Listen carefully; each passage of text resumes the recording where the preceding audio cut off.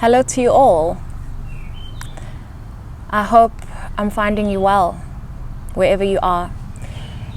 It's about 6:30 here, so it's past sunset, and it's the 24th of October. If this video gets ridiculously dark, I'll probably edit out the visual at the when it's too dark. But I thought I'd just get on here and share something with you.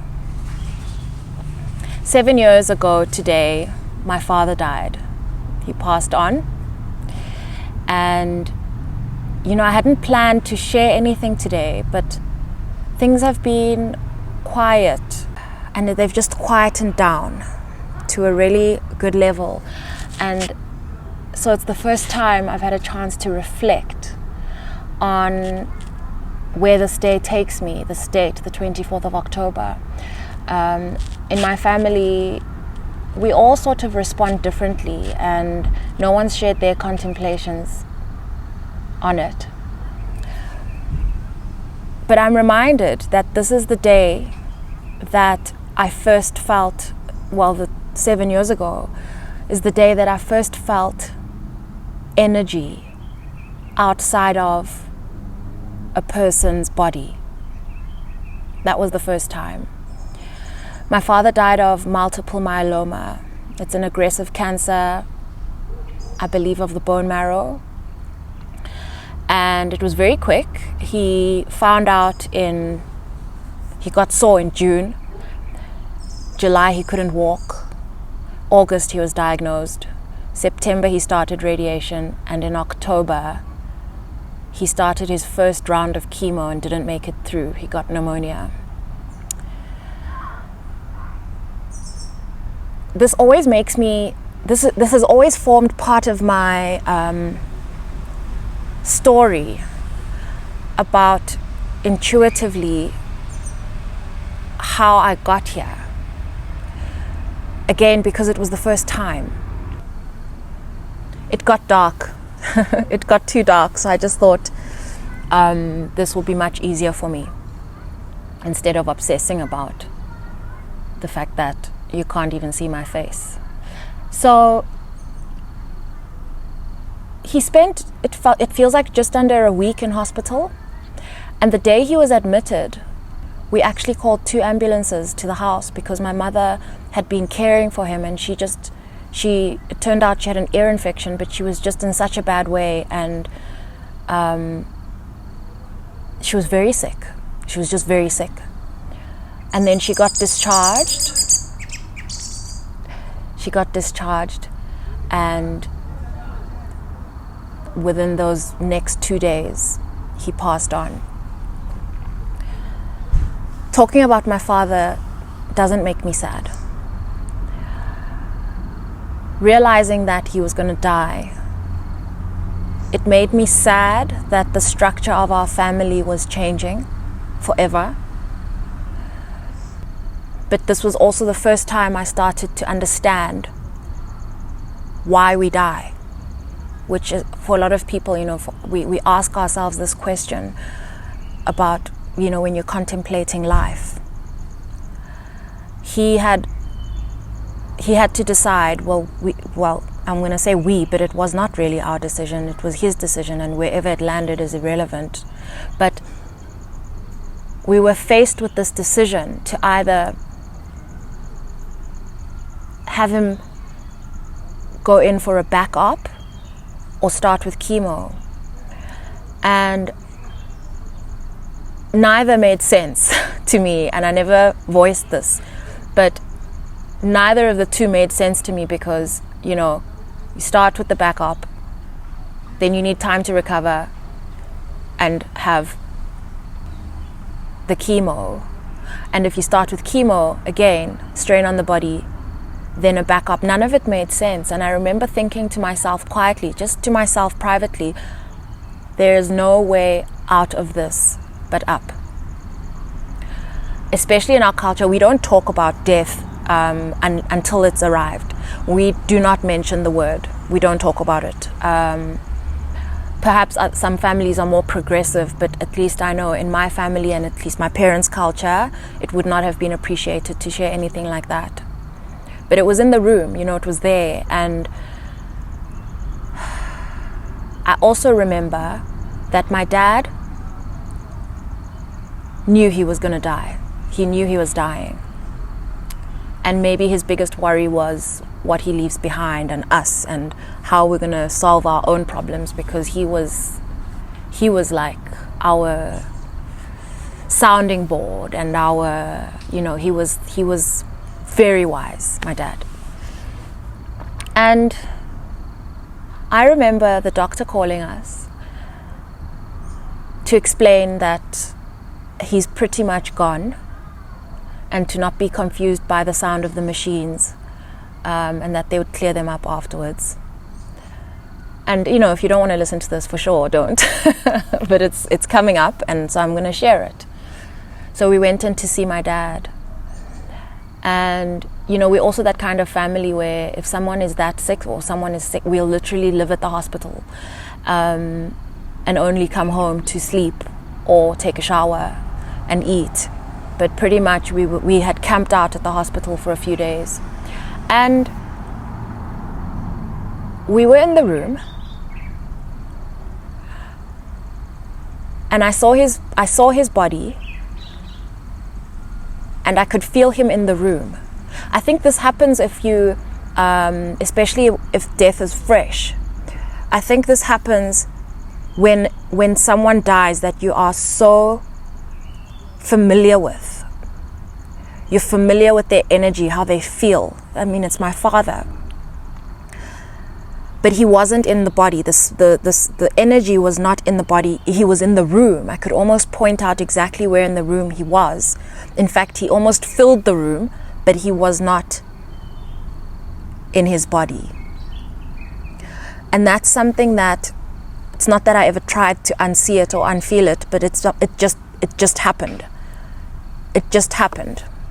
And for the next week, it took about a week for us to bury him.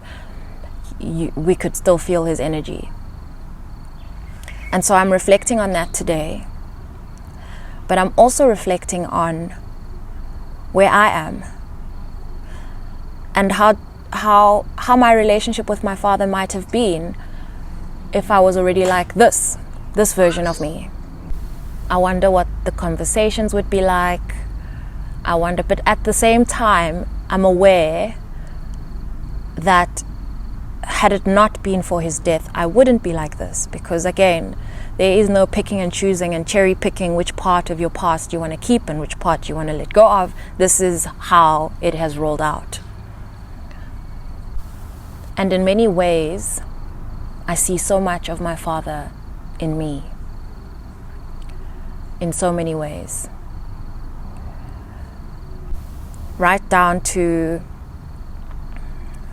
how comfortable I am with my word choice now.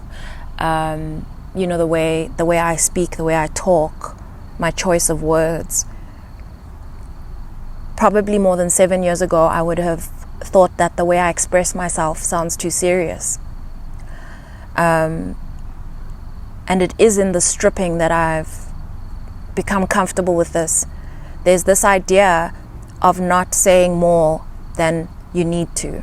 There's this idea of not using more words than are necessary, because in that adding of more words, you lose the essence and the meaning of the message.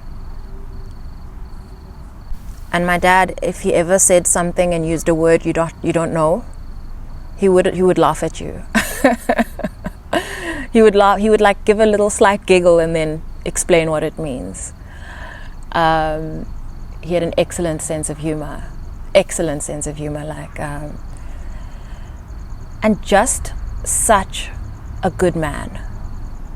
Just such a good man. And I know it's my dad, of course he's a good man, it's my dad. But even the community would agree with that. And just going back to what I said about my dad knowing that he was going, that rhymes. It was sad, but when I think about it, I remember seeing a psychic a year before, 2 years before that. And she told me that she sees my dad standing next to a grave, negotiating more life, more time. And I only remembered this after, I remembered it afterwards. At the time, I didn't absorb it because it didn't actually mean death to me. I was not there. But there's something that happens to a person when they no longer understand what they're living for. There's something that happens.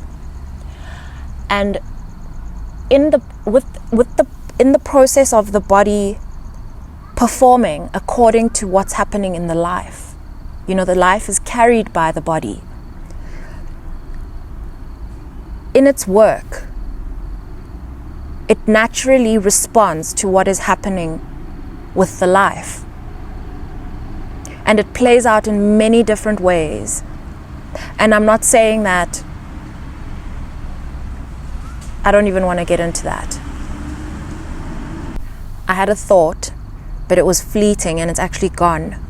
But I know that the reason that I didn't want to bring it up is just because we don't know what brings the time of death. We don't know. God knows.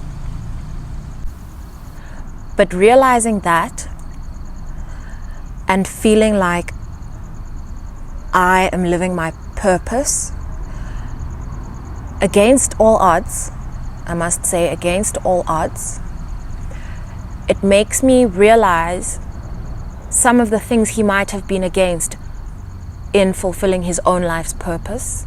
And it's not for me to say whether he didn't or did fulfill his life purpose. He was my father. As far as I'm concerned, he did. However, the kind of inner child healing that I've been going through lately brings to the surface the things that I know. There's this pocket of stuff that I know he couldn't do because of his surroundings and because of society and because of all of that. And I mean, I'm not even talking about cards or the esoteric or anything. My father was a devout Christian. He grew up as an altar boy. He grew up in the Anglican church. He was brought up by a bishop, he was full on. And so I also don't know how he would have responded to my route to spirituality.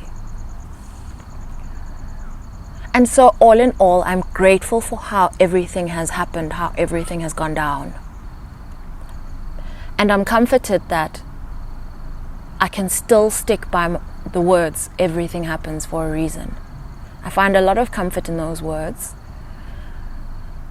because a lot of things can happen that don't make sense. But time and time again, whether an event brings struggle or joy, one thing is certain, everything happens for a reason. I'm now sitting outside in the garden. It's like Venus is out, the first star. You know what I mean. And I'm just thinking about what a busy day I had. My daughter had a play in the morning. I attended. It felt chaotic, all the people. And it took a while for the day to settle. And when it finally settled, our electricity went out. I felt very inconvenienced because I hadn't had a chance to do any work today. And so immediately dashed to my sister's house to charge my laptop so I could do some work. And I just started thinking about it. On my way back home, I was like, we're done for the day. We're not working. It's not happening. If you were meant to work, the electricity wouldn't have gone out. The fact that you've actually gone to this extent says a lot. And so here I am, using my charged up laptop to sit with you and reflect about how it's been 7 years since my dad passed, but how I can feel him right next to me. It was 12:22:99 on the clock when I stopped and said that. Another thing I feel like mentioning, I only started looking at astrology charts maybe around 2021. And I started studying my family's charts and my children's charts. And that's when I first realized that there are correlations. I grew up in a family where, my mother's a Scorpio, my sister's a Scorpio, my other sister is a Pisces, and my dad was a Pisces. And I am an Aquarius. I totally understand my Aquarius side, I totally get it. But I didn't understand how I'd been put in this family. I didn't get it. But when I started looking at my chart, one of the most healing things was to realize I'm a Pisces moon. This is how I landed here. I'm a Pisces moon. And it helped me understand these parts of myself so much more. And what it's done actually is that it's helped me find my place in the family. I'm the youngest, so you can imagine the youngest is mostly expected to take advice, not to dish it. And for most of my childhood, I was that typical Aquarius child, head up in the clouds, can't remember anything. It turns out not much is actually important. And I was actually distracted by what was happening inside. I realize that now. My sister told me a story this week. Guys, I'm totally just shooting the breeze here. Just know that I'm just rapping right now. My sister told me this week. This week has been heavy and light at the same time. I want to get into that. But about a week ago, I felt the need to cry. I knew I needed to cry. And I might have shared this already on the channel. I don't know. But I felt the need to cry. And she reminded me when I spent most of the weekend with her, she said, there was a day, 1444, there was a day she found me standing in front of the mirror. I was a child. She says maybe I was 6 or 7. Standing in front of the mirror, rubbing my eyes, rubbing underneath my eyes. And she was like, what on earth are you doing? And I said, I'm trying to cry. I was trying to make my eyes cry. I was trying to bring tears. Now, I can't even imagine what I might have been going through. I don't know how deep it could have been. But I'm realizing that we're always there. We're always there. So you're a child, and then all these things happen, and these people around you mold you, and then society molds you into what it wants you to become. And then something comes along, something usually unfortunate or seemingly unfortunate comes along and breaks the glass between you, your world, and the other side. And then you start this journey of remembering more and more. It's like it opens up this space of unknown that has so much to teach you about yourself. In South Africa, our spiritual healers, again, I'm just gonna disclaimer, terminology might go wrong here, I don't know. They're referred to as sangomas, a sangoma. Ingoma is a song. And so sangoma, the journey of remembering your song, which I think is actually quite a beautiful way of putting it. Because you have a song, you have a sound, you have a way, you have a natural, innate way of being. And that's what spiritual awakening is. It's not actually your spirit awakening. Your spirit is always there, was always there, will always be there. It's the process of remembering its song, how you sing. Nobody ever wanted to hear another Whitney Houston, another exact Whitney Houston with another face and something else. No. She can inspire. She can teach you something about yourself. But what's special is your particular song, your voice. How you're going to do life, how you're going to teach, how you're going to learn, how you're going to show up. And it's interesting because I completely understand why some people run from their spiritual journeys. You know, essentially it's inconvenient.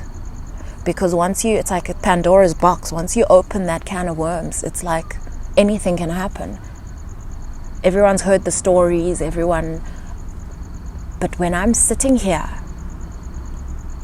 thinking about how intimately I know my spirit, anything is fine. Anything, bring it. Anything is fine. And I'm not saying bring it like it's not a challenge. I'm not challenging. I have had enough. So I can't take more right now. I don't know, whatever. But it makes it all worth it. It makes it all worth it. I also no longer hold this fear of death that I used to have. It used to be debilitating, the idea that I have a child. At the time my dad died.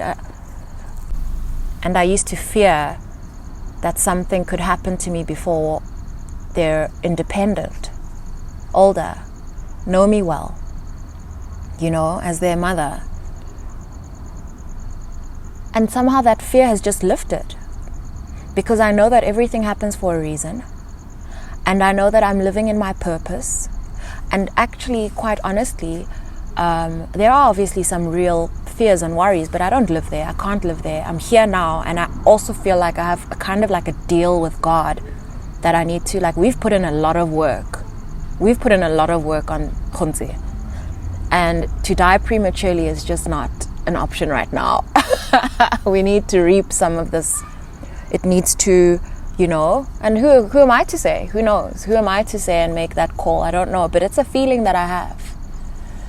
And also this idea of actually growing old is also starting to become a bit of a... I actually don't know if I believe in growing old. And I don't know, again, all these crazy ideas, and the bats are starting to come out. I don't know if they're going to catch me here with my laptop light and decide to see if I want to be friends. But thank you for allowing me the space to share. Thank you for that. It also feels special to have had this pocket of time that's opened up, and to feel like this is what I want to do with it, without any particular agenda. The last thing I want to share, though, is this week has been intense. I found it to be a week where almost all order has been removed. I'm going through a transition. I'm definitely going through a death. Similar to what I've been sharing about my father, it feels like in this dying that's happening inside of me, there's an energy and a spirit and a voice that has become very clear that I interact with. And so even though there's all this busyness and all these things happening, that voice has become clearer. Things that need to happen, the information is coming to me. Things that I need to intervene in, because I'm very comfortable doing nothing. When I say doing nothing, I mean with all the things that happen around me, when chaos starts, when the hurricane starts to swirl, old me would have wanted to figure out, solution mode. New me, current me, doesn't do anything unless I know what I'm doing. If I have not received guidance on what I need to do, I do not act. Deadlines pretty much don't count to me. And I'm realizing this now. And it's that push. So I don't handle my anxiety the same way. I mean, this is just in a week that this has shifted, because in the first half of the week I was in resistance. I was like, you're running out of time. Why are you taking so long? Why are you not pushing yourself harder? Why? All these things were happening. And now in the second half of the week, I'm on like, well, I've been slowed down for a reason. Let me be present, right through it. There is no rush. If the change is happening inside of me, then there is no rush. There's no train leaving. And now that I've settled into that, there's a peace. There's a peace in knowing that whenever I do come up for air, there'll be something. There'll be something I'm like incubating. But even in this incubation, there's this voice that speaks to me about the various areas in my life that I'm involved in, the people that I operate with and work with. Things come up and the voice is clearer than it was before last week. And I think what I'm saying here is that other than death being a necessary part of life, which we're often told, that's used as a way of framing, death of the flesh. However, this death, this Scorpio season, this death that's happening now, I completely understand how death is a necessary part of life. And it feels very confusing. Last week I felt like very confused because so many things were promised about October. But how is something good, something you don't know what it is, but you've been waiting for it, how does something good arrive without one making space for it? And being human, we just keep doing what we've been doing. Something has to interrupt you. Something has to interrupt you. If you're the kind of person, like me, I kind of mostly I feel like I do what I've been doing, and I know I don't. I know I don't, because I don't remember when last I had like a steady trend of my life and like knew what to expect tomorrow. I've learned forget about that. But this is how room is made. And if you have a feeling like you can almost touch your expectation, if it's large, chances are the death shall be large. And that's pretty much my message. For you to lean into the time and lean into the death, because it is happening for a reason. And I'm no longer sitting by myself now. I'm sitting with my little boy.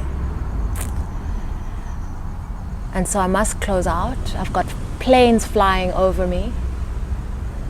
I'm going to do this more often, this, sitting in the garden in the dark. There is something special about it. I hope the people flying over me are going somewhere nice. I love you all. I love you all, and I'm sending you so much peace.